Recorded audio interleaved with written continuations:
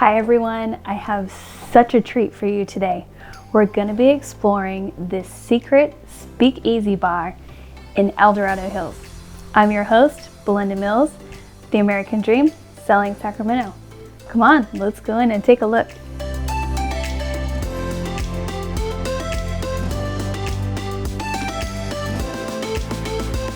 Now we're here with Cris at Dry Diggings, which is a local distillery that's kind of hidden up here in Dorado Hills. How you doing today, Cris? Great. So tell us a little bit about the history of Dry Diggings.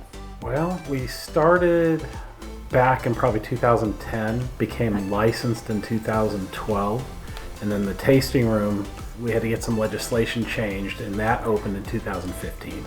Okay, was it difficult to get that legislation changed? It took a lot. In the beginning, we had to form a trade association. Okay. And then we had to go to Sacramento and lobby. We had to get us as manufacturers, the wholesalers, and then the retailers to kind of agree that having tasting rooms wouldn't harm anybody.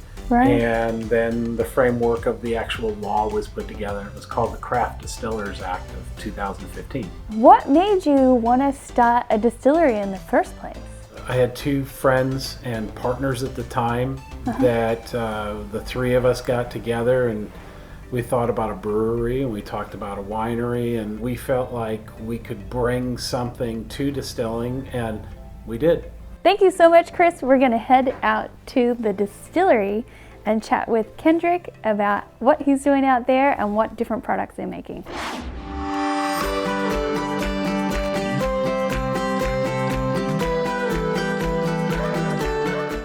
Now we're out here in the distillery with Kenrick from Dry Diggings, and he's going to tell us a little bit about what goes on here day to day. Particularly what we do on a day-to-day basis is a lot of work with wineries.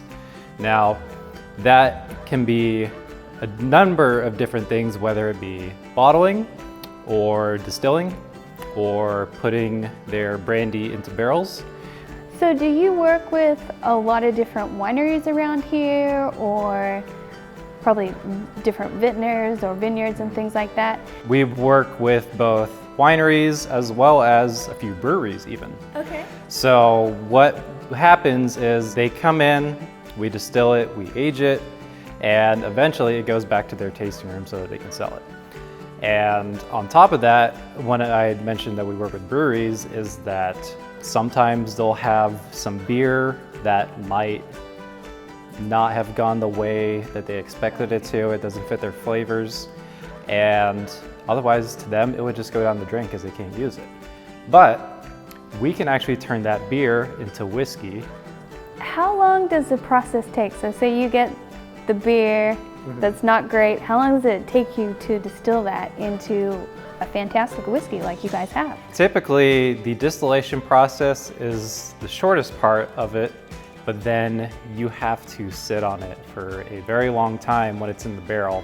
And that can be anywhere between 2 years or all the way up to 7 years.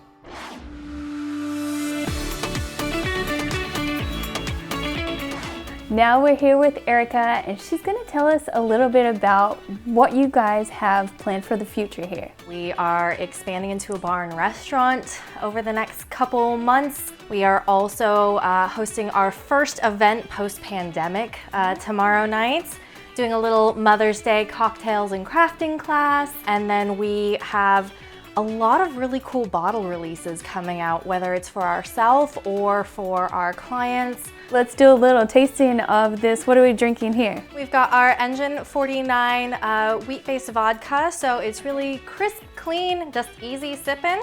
Okay. Cheers. Cheers. Thank you so much for joining me today. I hope you can come and check out Dry Diggings Distillery. I'm your host, Belinda Mills of the American Dream. Gonna go home and try some of this whiskey.